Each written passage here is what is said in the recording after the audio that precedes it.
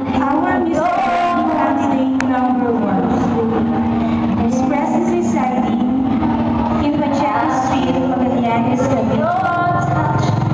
He is the lucky son of Mr. Jesulito Mostrales and Mrs. Felisa Mostrales. At present, he is taking up computer hardware services. The printed dirty pink balloon tries to innovate its image